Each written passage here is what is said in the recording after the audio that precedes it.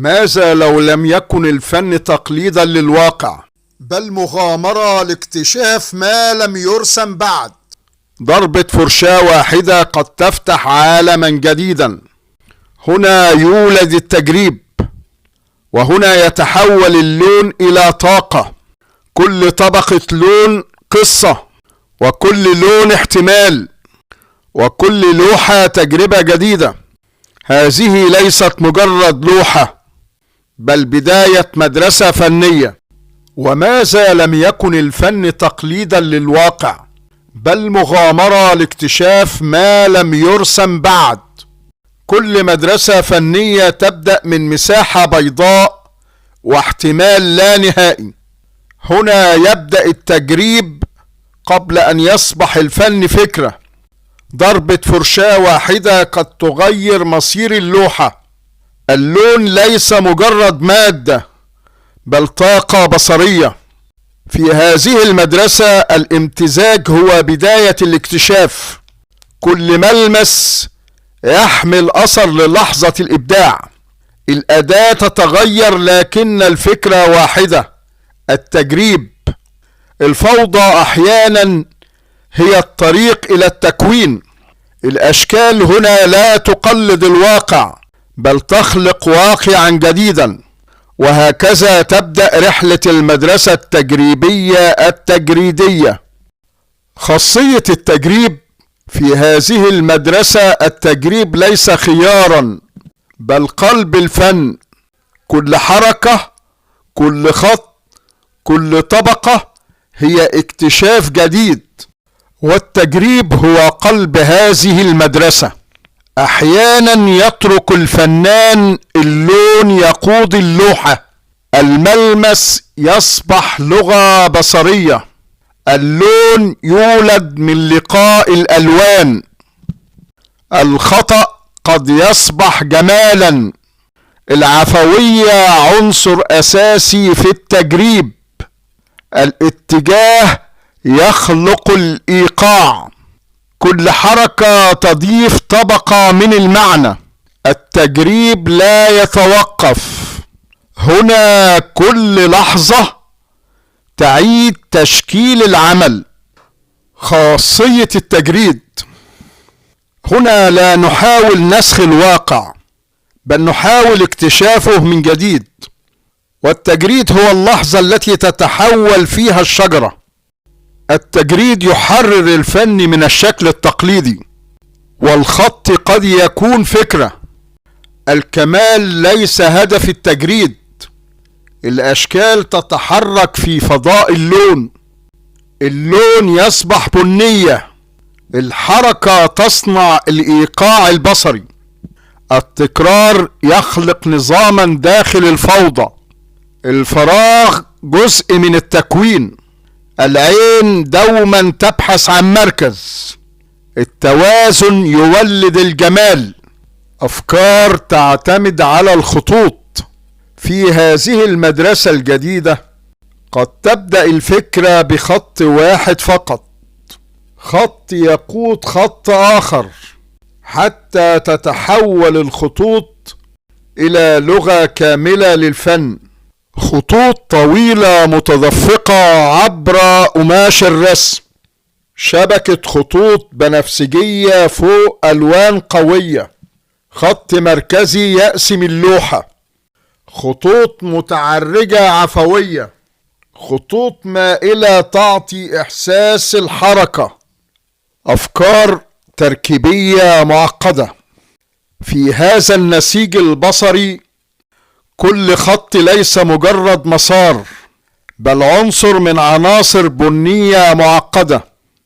الخطوط السميكة تمنحنا إحساس القوة والثبات، بينما الخطوط الرقيقة تعطي الحيوية والديناميكية، وعند تقاطعها تتولد أشكالا غير متوقعة. أشكالا تركيبية تتحدى التوقعات، وتدعو العين لاستكشاف كل تفصيلة.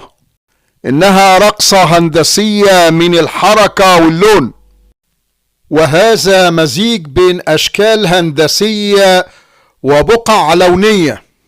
وهذا مركز بصري قوي تتفرع منه الخطوط، وهناك أشكال كبيرة وصغيرة متوازية، ومساحات فارغة تقابل مساحات مزدحمة. هنا تكوين دائري داخل مربع قماش الرسم. خاصية التركيب والطبقات. في هذه المدرسة كل طبقة لها دور، وكل تداخل يضيف عمقا. التركيب هو لغة اللوحة. اللوحة تبنى طبقة فوق طبقة. الزمن يشارك في بناء العمل الفني. الشفافية تكشف تاريخ اللوحة. الملمس يضيف بعدا ثالثا. السطح يصبح تضاريس. التباين يصنع الإثارة. التركيب يجمع العناصر. كل طبقة لون تضيف فكرة. اللوحة ليست صورة فقط، بل سطح حي.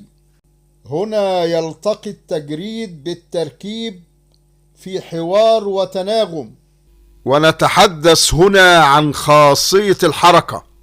الحركة في اللوحة الفنية لا تحتاج إلى أن تتحرك فعلا، فالخط والاتجاه وتكرار ضربات الفرشاة كلها تقود عين المشاهد في رحلة داخل العمل الفني. وهكذا تتحول اللوحة من سطح ثابت إلى تجربة بصرية مليئة بالحركة. ضربات فرشاة طويلة وسريعة، خطوط مائلة تعطي إحساسا بالحركة، سحب اللون عبر اللوحة، آثار الفرشاة واضحة، حركة دائرية للسكين، تدفق اللون من الأعلى للأسفل. الكاميرا تتتبع حركة الفرشاة، خطوط متقاطعة ديناميكية. اللوحة تبدو حية، الإيقاع البصري يتشكل. خاصية اللون والحركة. اللون ليس مجرد مادة، إنه نبض، إنه حركة، إنه إيقاع. وكل امتزاج لوني يخلق إحساسا بالحياة داخل اللوحة. اللون قد يكون صرخة أو زخروتة، وقد يكون اللون هدوءا أو ضجيجا أو لحظة شاعرية. الضوء يولد ويتوالد أشكالا ساحرة من الألوان. الانتقال قصة بصرية للأشكال والخطوط والبقع اللونية. الحركة تمنح اللوحة الفنية حياتها المرسومة. الإيقاع يظهر في أثر الفرشاة على سطح اللوحة الفنية. الحركة في الخطوط والألوان ترسم الزمن. طاقة الألوان تتحول إلى أشكال تجري حوارا مع عين المشاهد. التقاطع للخطوط والألوان يولد تواترا بصريا. هنا يتحول كل ما في اللوحة الفنية إلى تجربة إبداعية.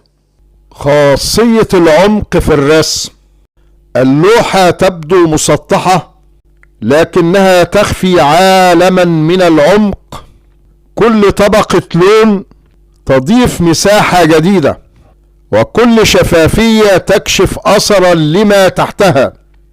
هكذا يتحول قماش الرسم من سطح بسيط إلى فضاء بصري متعدد الأبعاد.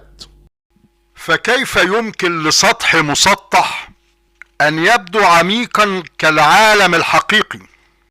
اللوحة ليست مجرد ألوان، إنها فضاء له عمق ومسافة. بثلاث طبقات لون فقط يمكن أن تخلق عالما كاملا داخل اللوحة. لماذا تبدو بعض اللوحات وكأنك تستطيع الدخول إليها؟ السر هو العمق. العمق في الرسم ليس خدعة، بل لغة بصرية يفهمها العقل فورا. خط واحد في المكان الصحيح قد يخلق بعدا كاملا في اللوحة. كيف يتحول قماش الرسم المسطح إلى فضاء ثلاثي الأبعاد؟ السر الذي يجعل اللوحة تبدو حية هو العمق. عندما تتراكم الطبقات يبدأ العمق بالظهور.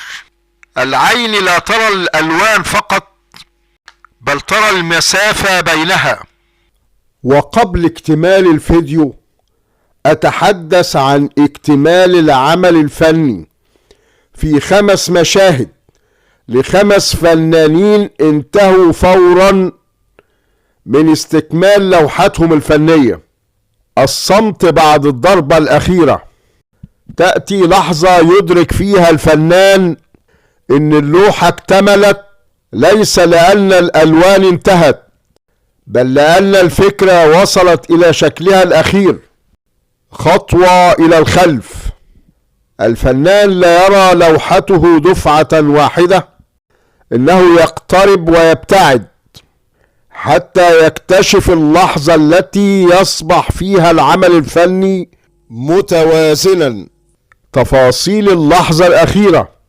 أحيانا تكون اللمسة الأخيرة أصغر جزء في اللوحة، لكنها قد تكون الفارق بين عمل عادي وعمل متكامل. اللوحات تقف معنا. كل لوحة رحلة مختلفة، لكن عندما تكتمل تلتقي جميعها في لحظة واحدة، هي لحظة الاكتمال، نهاية الرحلة. تنتهي ضربة الفرشاة، لكن حياة اللوحة تبدأ الآن. فكل عمل مكتمل هو بداية رحلة جديدة في عين المشاهد. الفنان يرى العمل الفني بعين جديدة. كل عنصر الآن في مكانه. السطح يروي قصة الطبقات. اللمسة الأخيرة قرار فني. هنا يكتمل الحوار بين الفنان واللوحة. كل لون يحمل أثرا من التجربة الفنية. الفن يرى ويحس. العمل الفني يغادر مرسم الفنان، ويبقى السؤال: ماذا ترى أنت كمشاهد؟ هذا هو جوهر المدرسة التجريبية التجريدية التركيبية الجديدة. مدرسة تبحث دوما عن كل جديد. الفن رحلة لا تنتهي. كل لوحة بداية فكرة جديدة. وهنا ينتهي العمل الفني، لكن التجريب يستمر. الفن مساحة للحرية، وهنا تبدأ لوحتك أنت كمشاهد. في نهاية هذا الفيديو أرجو عمل لايك وشير والاشتراك بالقناة ليصلك كل جديد من فيديوهات قناة رسام الفنون الجميلة. وأترككم في رعاية الله وأمنه، والسلام عليكم ورحمة الله وبركاته.